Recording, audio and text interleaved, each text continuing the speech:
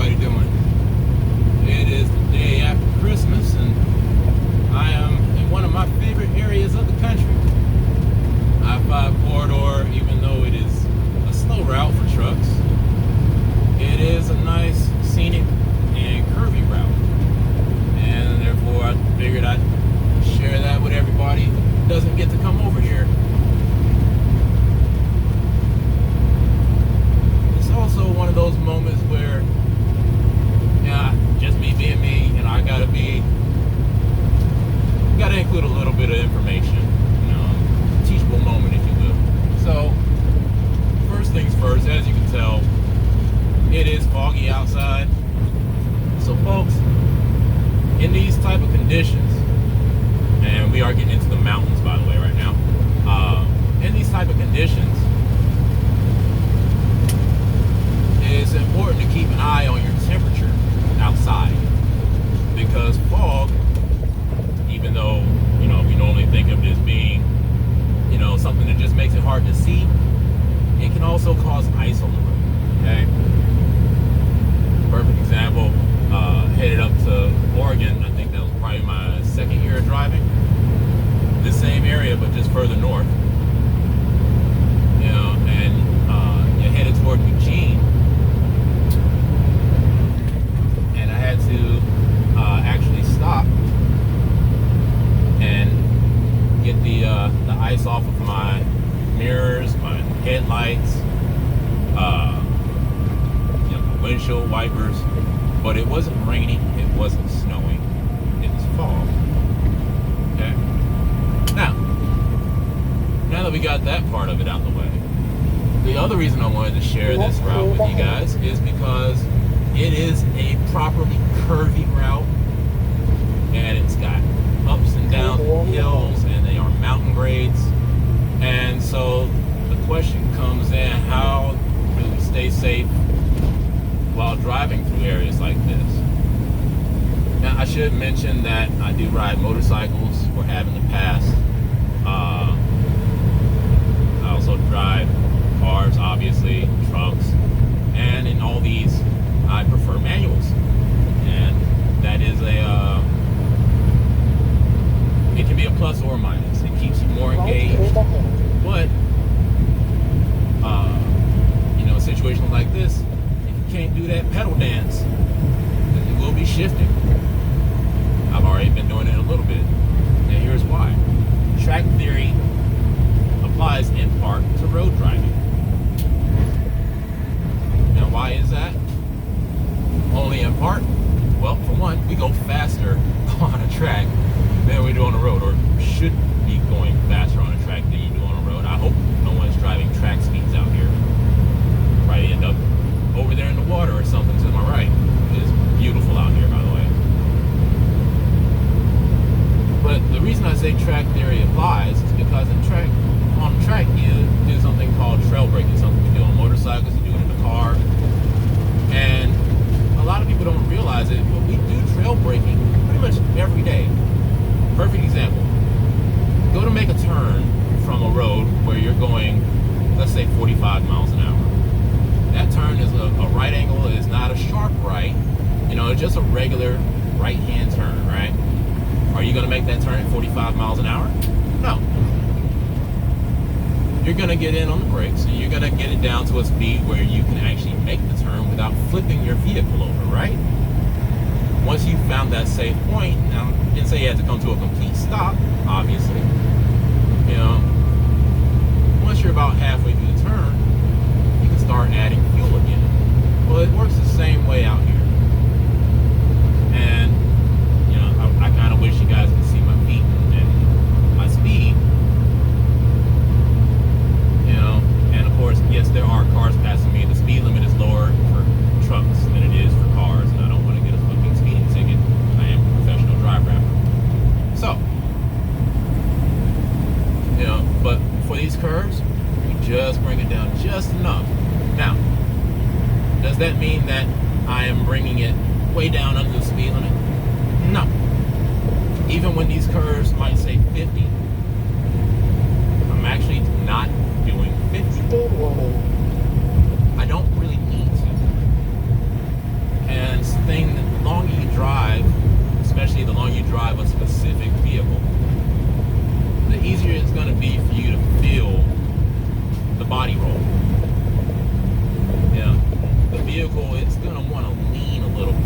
curves, and that's normal.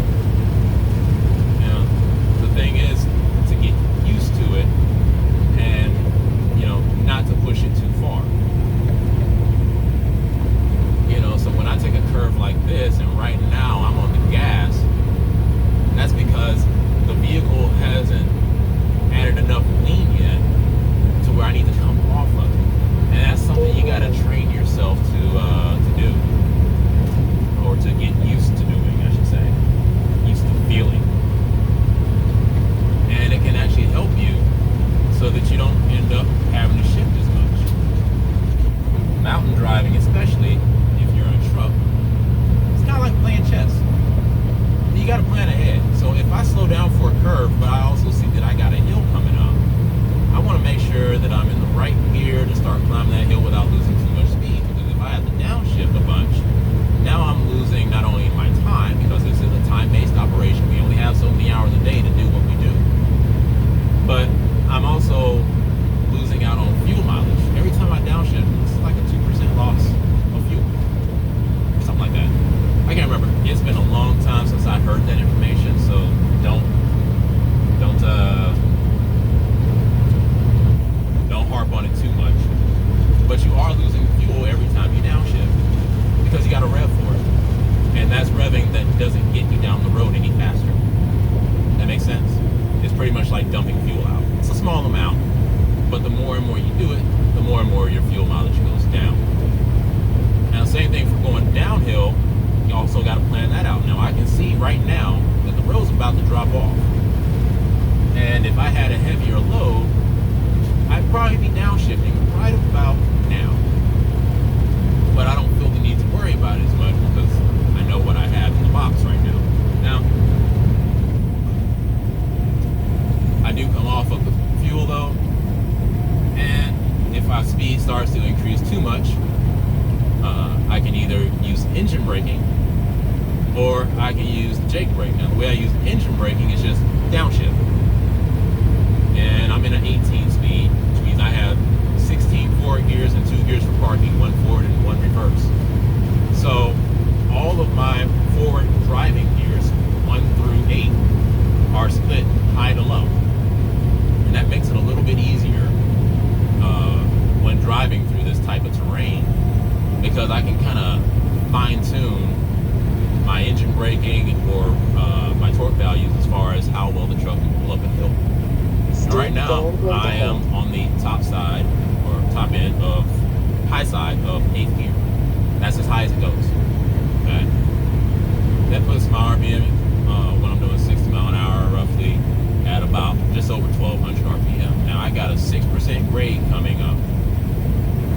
Right? And the thing about these trucks is if I want my Jake to be effective, it needs to be higher in the RPM. Unless, you know, the grade just isn't that bad. So what I'm going to do on this 6% is I'm going to put it down into the low side of that gear. And now my Jake is working. And I'm not speeding up at all. You know, I'm holding my speed. I'm holding my lane. And all I got to do to modulate my speed right now, because we're still going downhill, is just to play with the different stages of the Jake. Truck drivers, this is for you. I don't really expect other people to know what I'm talking about. Unless you drive a pickup truck that also has an engine brake on it. Diesel guys. Otherwise, it might just be going over your head. But put it like this. If I was in a manual vehicle, let's say I had a manual pickup truck, gasoline pickup truck, but it's a manual, the old F-250 or something like that, right? So going down that hill,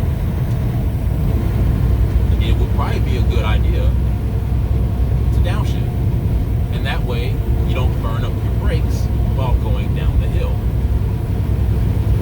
Because you don't have to use them as much.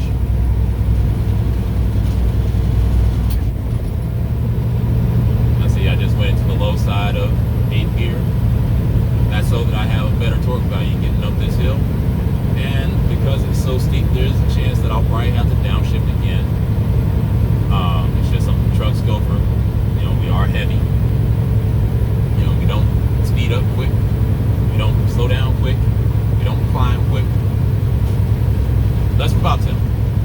then we can speed up quick, and we can climb quick. A lot of bobtails can actually outrun a lot of cars to a certain speed, just because of how much higher torque we have. Want to know what I'm talking about? Go check out the Black Car Guru on YouTube. I think I was right, I had to downshift one more time. This gear should be enough to get me the rest of the way up the hill now. Now, of course, I'm not going to downshift before I need to, because that would also just burn excessive fuel.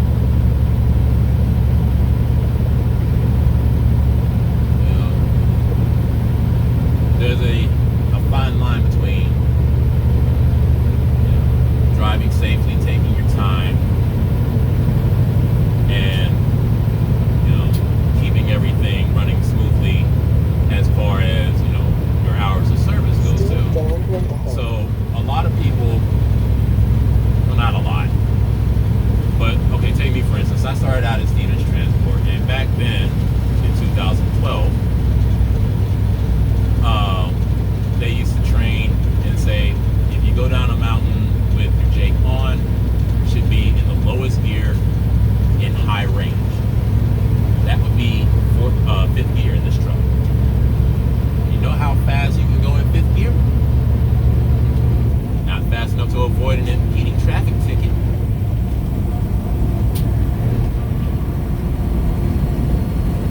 So when the switch to automatic started coming, and I was already a trainer at that point, been a trainer for a long time actually.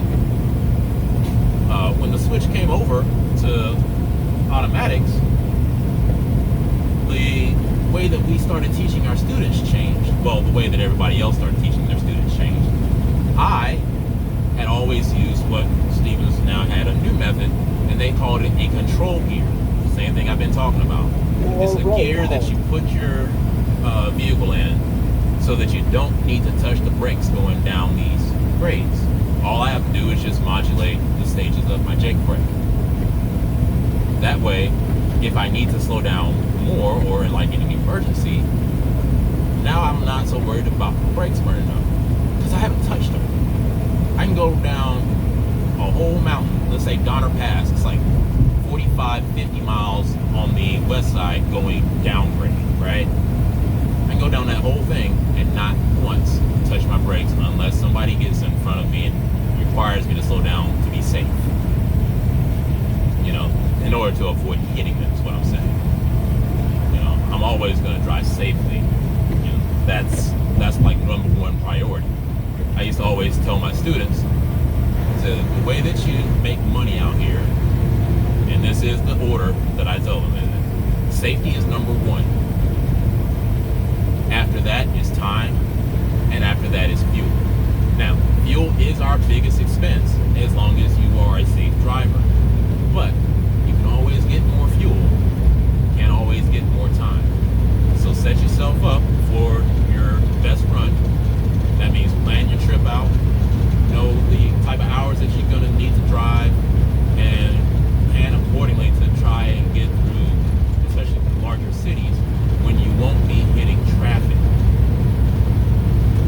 Now, when I say set your load up right, I mean your load balancing. That doesn't just mean get it legal. That means you're going to need to figure out how to set up your loads as far as where you put your steers, where you put your tandems, how you situate that weight, what percentage or what values it needs to have, and how it needs to be organized for you to be able to climb efficiently, control the truck going downhill easily, take curves without feeling too much body roll, and have a smooth ride. And yes, that is doable. I know because I'm doing it right now. Now see, in this truck, and this is a 2016 W900 on a 53-foot dry van with tandems, not a split axle. This truck seems to like it when I run the fifth wheel back as far as I can and still keep the drives and tandems equal to each other with full tanks and legal. So in other words, most of my weight is sitting on my drives and tandems. I mean, obviously it would only be anyway because you just can't have that much weight sitting on your steers.